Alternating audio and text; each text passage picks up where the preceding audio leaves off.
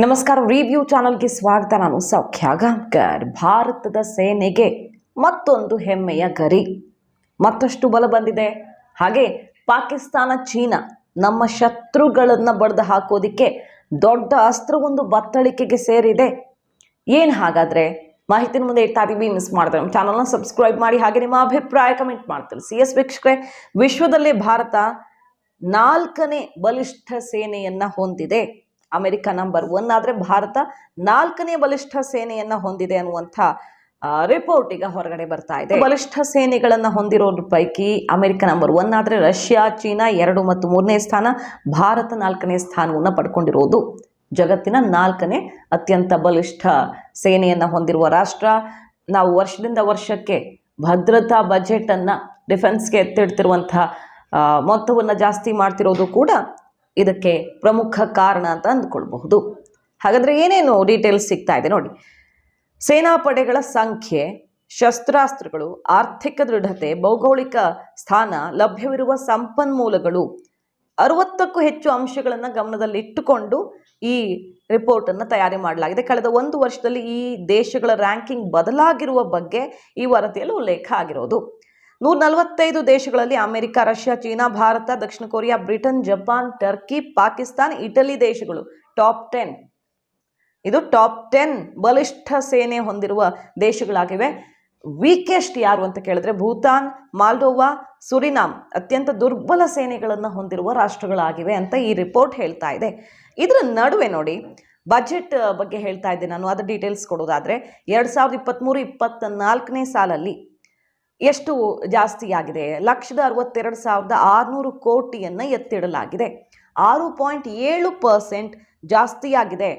ಅಂದರೆ ಮಾಡರ್ನೈಸೇಷನ್ ಮತ್ತು ಇನ್ಫ್ರಾಸ್ಟ್ರಕ್ಚರ್ಗೆ ಸಂಬಂಧಪಟ್ಟಂತೆ, ಡಿಫೆನ್ಸ್ ಸರ್ವಿಸ್ಗೆ ಸಂಬಂಧಪಟ್ಟಂತೆ ಬಜೆಟ್ ಅಲೋಕೇಶನ್ ಜಾಸ್ತಿ ಆಗ್ತಾ ಇದ್ದು ವರ್ಷದಿಂದ ವರ್ಷಕ್ಕೆ ಬಲ ತುಂಬುವ ಕೆಲಸ ಆಗ್ತಾ ಇದೆ ಅನ್ನೋದು ಕ್ಲಿಯರ್ ಆಗಿ ಬಜೆಟಲ್ಲೇ ನಂಬರ್ ಸಿಗ್ತಾ ಇದೆ ನಮಗೆ. ಪ್ರಮುಖವಾಗಿ ನಮ್ಮ ಶತ್ರು ರಾಷ್ಟ್ರಗಳಾದ ಚೀನಾ ಮತ್ತು ಪಾಕಿಸ್ತಾನಕ್ಕೆ ಕೌಂಟರ್ ಕೊಡೋದಿಕ್ಕೆ ಇತ್ತೀಚೆಗಷ್ಟೇ ಅವರಿಬ್ಬರೂ ಸೇರಿಕೊಂಡು ಮಲ್ಟಿ ಬ್ಯಾರಲ್ ರಾಕೆಟ್ ಸಿಸ್ಟಮ್ ಅನ್ನ ರೆಡಿ ಮಾಡಿದ್ರು. ಸುಮಾರು 400 ಕಿಲೋಮೀಟರ್ ದೂರವನ್ನ ಟಾರ್ಗೆಟ್ ಮಾಡುವಂತಹ ಅಷ್ಟು ರೇಂಜ್ನ ಅತ್ಯಂತ ಬಲಿಷ್ಠ ರಾಕೆಟ್ ಮಿಸೈಲ್ ಡಿಸೈನ್ ಮಾಡಿತ್ತು ಪಾಕಿಸ್ತಾನ, ಚೀನಾದ ಸಹಾಯದೊಂದಿಗೆ. ಅಲ್ಲಿ ಹೊಟ್ಟೆಗೆ ಹಿಟ್ಟಿಲ್ದಿದ್ರು ಸೇನೆ ವಿಚಾರ ಬಂದಾಗ ಬಲ ಇದೆಯಲ್ವಾ, ಈ ಪಾಕಿಸ್ತಾನಕ್ಕೆ ಸೆಡ್ ಹೊಡೆಯೋದಕ್ಕೆ, ಚೀನಾದ ರಣತಂತ್ರಗಳನ್ನ ತಲೆ ಕೆಳಗೆ ಮಾಡೋದಕ್ಕೆ ಭಾರತ ಸದಾ ಅಲರ್ಟ್ ಆಗೇ ಇರಬೇಕಾಗತ್ತೆ. ಅದಕ್ಕೀಗ ಯಾವ ರೀತಿ DRDO ಡೆವಲಪ್ ಮಾಡ್ತಾ ಇದೆ ನೋಡಿ, ಲಾಂಗ್ ರೇಂಜ್ನ ರಾಕೆಟ್ಗಳನ್ನ ಪ್ರೈವೇಟ್ ಸೆಕ್ಟರ್ ಇನ್ವಾಲ್ವ್ಮೆಂಟ್ ಅಲ್ಲಿ ಈಗ ಡಿಸೈನ್ ಮಾಡಲಾಗ್ತಿದೆ. 200 ಕಿಲೋಮೀಟರ್ನಷ್ಟು ಟಾರ್ಗೆಟ್ ಡಿಸ್ಟೆನ್ಸ್ ಅನ್ನ ಹಿಟ್ ಮಾಡುವಂತಹ, ಅಷ್ಟು ದೂರದಲ್ಲಿ ಟಾರ್ಗೆಟ್ ಅನ್ನು ಫಿಕ್ಸ್ ಮಾಡಬಹುದಾದಂತಹ ಲಾಂಗ್ ರೇಂಜ್ ರಾಕೆಟ್ಸ್ ಅನ್ನ ಈಗ ಡಿಸೈನ್ ಮಾಡೋದಕ್ಕೆ ಸರ್ವ ಸಿದ್ಧತೆಗಳಾಗಿವೆ. ಪ್ರತಿ ಹಂತದಲ್ಲೂ ಕೂಡ ಪಾಕಿಸ್ತಾನ, ಚೀನಾ ಭಾರತಕ್ಕೆ ಗಡಿಯಲ್ಲಿ ತೊಂದರೆ ಕೊಡೋದಕ್ಕೆ ನೋಡ್ತಿದೆಯಲ್ಲ.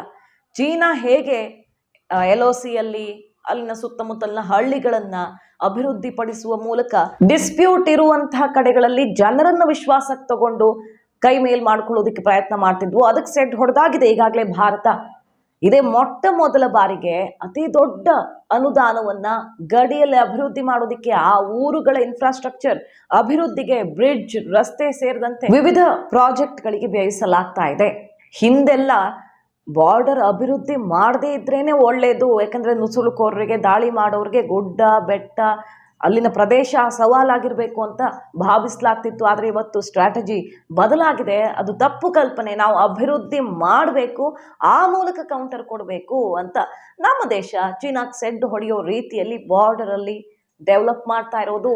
ಅಷ್ಟೇ ಅಲ್ಲ, ಚೀನಾದ ವಿರುದ್ಧ ನಾವು ಯಾವುದೇ ಕ್ಷಣದಲ್ಲೂ ಸೆಣಸಾಡೋದಕ್ಕೆ ಸಜ್ಜಾಗಿ ನಿಂತಿದ್ದೀವಿ ಅಂತ ಶಸ್ತ್ರಾಭ್ಯಾಸವನ್ನ ಮಾಡಿರೋದು. ಅಂದ್ರೆ ಅಲ್ಲಿಗೆ ತಗೊಂಡು ಹೋಗಿಟ್ಟಿರೋದು ನಮ್ಮ ಶಸ್ತ್ರಗಳನ್ನ, ಮಿಸೈಲ್ಗಳನ್ನ, ರಾಕೆಟ್ಗಳನ್ನ ಕೆಲವೇ ಕ್ಷಣಗಳಲ್ಲಿ ಟೇಕ್ ಆಫ್ ಆಗುವಂಥ ಸ್ಥಿತಿಯಲ್ಲಿ ಇರಿಸಲಾಗಿದೆ. ಇದೆಲ್ಲ ಪೂರ್ವ ತಯಾರಿ. ಅದರ ಜೊತೆಗೆ ಶಸ್ತ್ರಾಸ್ತ್ರಗಳ ಬಲವೂ ಜಾಸ್ತಿ ಆಗ್ತಿದೆ. ಈಗ ರ್ಯಾಂಕಿಂಗ್ ಅಲ್ಲೂ ಕೂಡ ಭಾರತ ಟಾಪ್ 10 ಪಟ್ಟಿಯಲ್ಲಿದ್ದು ಅದರಲ್ಲೂ 4ನೇ ಸ್ಥಾನ. ಚೀನಾ ನಮಗಿಂತ ಬಲಿಷ್ಠ ಇದೆ. ಇನ್ನು ನಾವು ಡಿಫೆನ್ಸ್ ಸೆಕ್ಟರ್ ಅಲ್ಲಿ ಹೆಜ್ಜೆ ಮುಂದಕ್ಕೆ ಇಡಬೇಕಾಗಿರೋದಿದೆ. ಆದರೂ ವರ್ಷದಿಂದ ವರ್ಷಕ್ಕೆ ಬಲ ಜಾಸ್ತಿ ಆಗ್ತಿದೆ ಅನ್ನೋದು ಒಂದು ಸಮಾಧಾನಕರ ವಿಚಾರ. ಸೊ ಇತ್ತೀಚೆಗೆ ಬರ್ತಿರುವಂತಹ ಬಹುತೇಕ ಎಲ್ಲ ರ್ಯಾಂಕಿಂಗ್ಗಳು, ಸರ್ವೆ, ಸಮೀಕ್ಷೆ ರಿಪೋರ್ಟ್ಗಳು ಭಾರತಕ್ಕೆ ಪೂರಕವಾಗಿವೆ. ಈ ಹೊತ್ತಲ್ಲಿ ಅಮೆರಿಕ ಯಾವ ರೀತಿ ಬಣ್ಣಿಸಿದೆ ನೋಡಿ ಭಾರತವನ್ನ. ಅಮೆರಿಕದ ಮಿನಿಸ್ಟರ್ ಬಣ್ಣಿಸ್ತಾರೆ, ವಿದೇಶಾಂಗ ಸಚಿವ ಆಂಟನಿ ಬ್ಲಿಂಕನ್, ಪ್ರಧಾನಿ ನರೇಂದ್ರ ಮೋದಿ ಅವರ ನೀತಿ ಮತ್ತೆ ಯೋಜನೆಗಳು ಭಾರತೀಯರ ಪಾಲಿಗೆ ಅತ್ಯಂತ ಲಾಭದಾಯಕವಾಗಿದೆ ಅಂತ ಬಣ್ಣಿಸಿರೋದು. ವಿಶ್ವ ಆರ್ಥಿಕ ವೇದಿಕೆಯ ವಾರ್ಷಿಕ ಶೃಂಗದಲ್ಲಿ ಮಾತನಾಡಿದಂತ ಬ್ಲಿಂಕನ್, ಬೈಡನ್ ಮತ್ತು ಭಾರತ ಪ್ರಧಾನಿ ಮೋದಿ ನಡುವೆ ಬಹಳ ಉತ್ತಮ ಸಂಬಂಧ ಇದೆ ಮತ್ತು ಎರಡೂ ದೇಶಗಳ ಬಹಳಷ್ಟು ವಿಷಯಗಳನ್ನ ಒಳಗೊಂಡಿರುವ ಸಂಬಂಧ ಆಗಿದೆ. ಇದು ಎರಡು ದೇಶಕ್ಕೂ ಅನುಕೂಲ ಮಾಡಿಕೊಡ್ತಾ ಇದೆ ಅನ್ನುವಂಥ ಒಂದು ಮೆಚ್ಚುಗೆಯ ಮಾತು ಈ ಶೃಂಗದ ಕಾರ್ಯಕ್ರಮದಲ್ಲಿ, ವೇದಿಕೆಯಲ್ಲಿ ಪ್ರತಿಧ್ವನಿಸಿರೋದು.